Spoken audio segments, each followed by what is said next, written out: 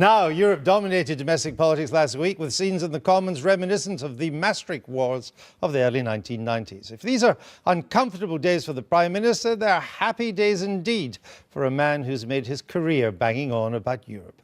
Nigel Farage of the UK Independence Party. So with one poll this morning putting UKIP third ahead of the Liberal Democrats, could they really be on the verge of a major political breakthrough?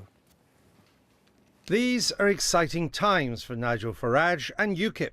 Their Eurosceptic views for many years on the margins of politics are increasingly mainstream.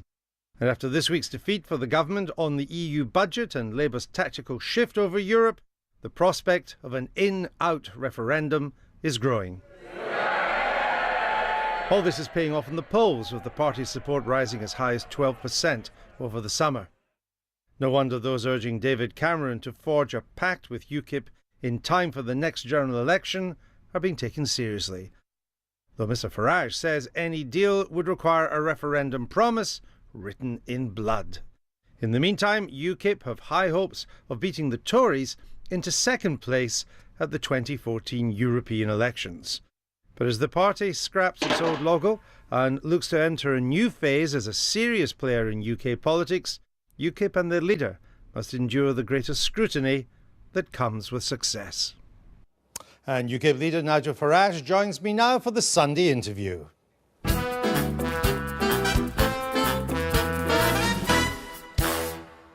Nigel Farage, welcome. Now, your primary purpose is withdrawal from the European Union. So let's go and look at the economic impact. Let me show you this slide coming up here, because it shows that the EU accounts for 48% of our exports. Even the United States is a poor second at 16%. China way down at 3%. You would put our access to this huge market at risk. Well, firstly, that figure's wrong. The figure is near 40%, and there are all sorts of tricks that are used with this.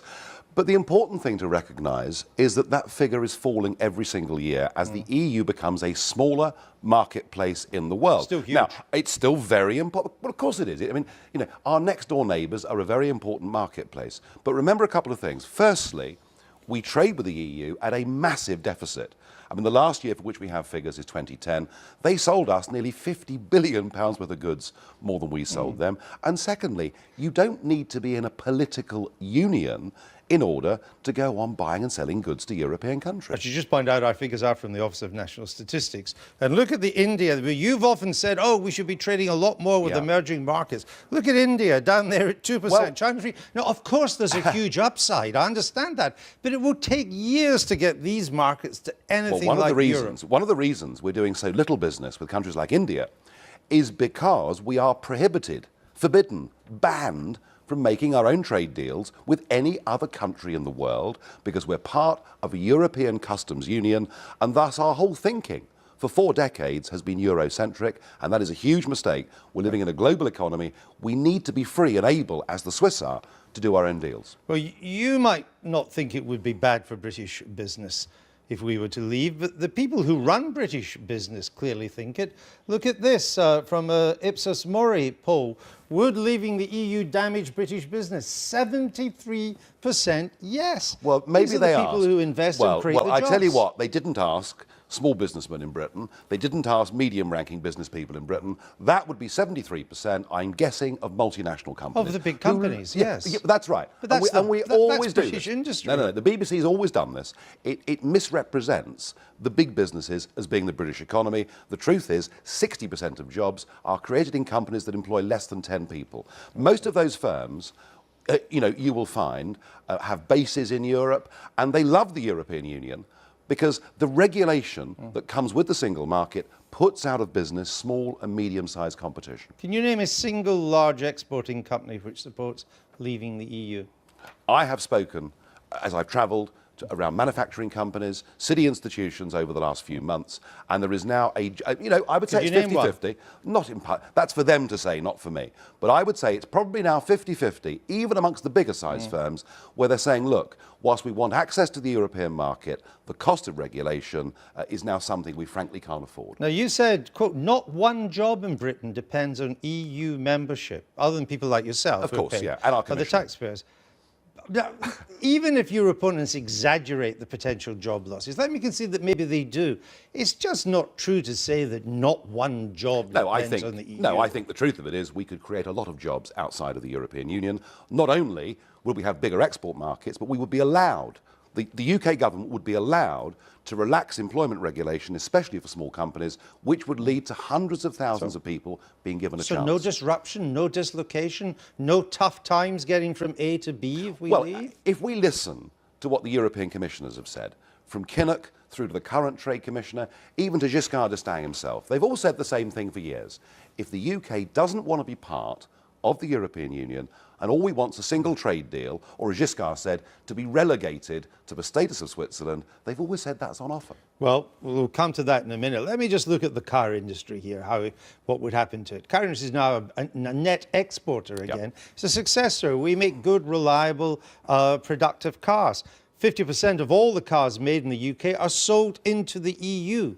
They pay no import taxes. If we leave the EU, they'd pay a tax of 10% on every vehicle, 22% on lorries. That immediately means job in danger at Nissan's plant in Sunderland, the Mini in Oxford. Are you suggesting that Mercedes would not be able to sell their cars in this country if we left the European Union? Of course not. It's actually in the even greater interests of Germany that we have a tariff-free car market than it is for Nissan and companies like that. So these are spurious examples that are put up, and they forget the fact... You're saying there's no danger of a tariff at all? Well, I believe, of course, what the European Commission always tell me, which is if you don't want to be part of a political union, but you want a simple free trade agreement, that's on offer. Why would the EU do a sweetheart deal with a departing UK? Why would they give us the main reward of membership, which is the single market, with no obligation? Why would they do that? I'm sorry, that is a 50 years out-of-date view. That view talks about a post-war world with high tariff barriers. In the last 40 years, despite of the EU, we've had GATT, we've had the World Trade Organization, we've lived through a period of tariffs being reduced. The primary reason why they would is because, as I've said already in this interview, they sell us £50 billion worth of goods a year more than we sell them. They need us more than we need them. But you're the first person to tell us that the EU often doesn't operate in its own economic interests. Well, if they How can you count on it? Well, if they wanted, at the time of a mega crisis in the Eurozone, to cut off their noses to spite their faces, firstly, I don't believe their own electorates would stand for it, and secondly, they would be in contravention of World Trade Organization rules. I consider that to be highly unlikely. Let me move on to some of your other party policies, because you want to be seen as more than a single issue pressure group. So let's look at your tax and spend. You want to phase out national insurance over 5 years. You also want to phase out national insurance that employees pay as well. Well, this is tax simplification. Right. You know, when you combine national insurance and tax into one. Absolutely. All right. Yeah. So let's assume that washed its face. It might not, but let's assume that did. Where would you find the 55 billion to make up for the employers' national insurance? The abolition of employers' national insurance is a long-term aspiration. Well, you said over 5 years. Yeah, we can't do it overnight. It's a long-term aspiration. So where would you find 55 billion in 5 years? But one thing we could do is we could get rid of employers' national insurance for companies, particularly small companies, taking people on from today. You know, that would make a big difference. No, I understand that, but let me just see. This is what you said in your manifesto. Let me just show you what you said, because these figures of the revenue will be recouped. This is about employers' national insurance. It comes to 55 billion a year, and you say it will be recouped either as PAYE, as a corporation tax, sale tax, which means VAT, or reduced need for a welfare state. So you would have to put VAT up by a lot. You'd have to put income tax up even more, and corporation tax. Well, you have to find 55 billion. What we would have to do is to create wealth and growth in the British economy. And we're firmly of the view that if you reduce regulations, if you get rid of some of the insanities of environmental regulation and green taxes that we're putting on manufacturing industries, that we can create growth in this country. I mean, you know, all parties have a 5-year aspiration. This coalition says it's going to get rid of the deficit. Clearly it's going to fail. Our aspiration is to have a competitive Britain. Yes, but you're going to have to find 55 billion for employers' national insurance. You're going to take everybody out of tax up to 11,500. That's billions more. You're taking away the top rates of tax of 40, 45. That's billions more. You want to spend more and more in defence. I mean, your policies, when you look at, they're just not credible? The policies are based on the idea that we can create growth and that we can enable Britain to be a global trading economy, not one that is too focused on Europe. Let's move on to transparency. The Dennis McShane scandal has brought MPs' expenses back into the news again. There's been lots of attacks on them. You've joined in the attacks. Let's look at your record. You made the following promise in 2009. Let's just look at this. The UKIP are happy to make a pledge of complete transparency. All elected MEPs will provide a clear and traceable quarterly statement of their expense accounts. This will be online on the UK website. Well, we went to the UK website, Transparency Report section. There's no information about your expenses since December 2011. That's nearly a year. Yeah. In fact, we're doing it every 6 months, not quarterly. That seemed a more practical way to do it. And you're quite right. You haven't done it this year at all. I haven't done it this year at all because I simply haven't had time to do it. So I accept that I'm a few months late. But you made a promise. I accept I'm a few months late, but I will get it done as quickly as I possibly can. Well, the last time you said you'd lost your receipts. What's happened this time? No, there were some receipts lost, but so what? You said they were lost in transportation. Well, this time what you have published looks a bit fishy. I mean, we looked at the statements. They seem just round numbers. 10,000 for office costs, 3,000 for communications, 2,000 for stationery, 2,000 for travel. I mean, did you just make these up? Well, no, they're approximates. I've got receipts for most of it. I've got awful lot of receipts that aren't there. But what we're doing... You don't sound clean on this. We're not actually entitled or compelled to show anything. But what we are showing... No, but you promised in your manifesto that that's what you would do, and you haven't done it. Well, we're doing it every 6 months, not every quarter, which is a practical application of it. And we are showing where we're spending our money. Well, you have a funny idea of what 6 months is. Take your deputy, Paul Nuttall. We've had him on the Daily Politics. He's becoming a bit of a name. You're no longer a one-man band. That's a good thing. He's declared nothing since January to July 2011. Surely that's not acceptable. He's 18 months behind. No, well, he's got to get his house in order. Clearly he has. Will you have a word with him? I certainly will. And I accept that I'm a few months late getting my stuff up, but I will do it. It's a bit of a shambles, really. And you've now got Neil Hamilton sitting on your national executive. I would suggest elected by our members. No, I understand that, but I would suggest that means you really have to be whiter than white. Well, unlike a lot of things that have happened in the last 3 years, Mr. Hamilton was convicted of nothing. No, I understand that, but you get my point, don't you? I mean, subsistence allowance is simply blank in Mr. Nuttall's expenses allowance.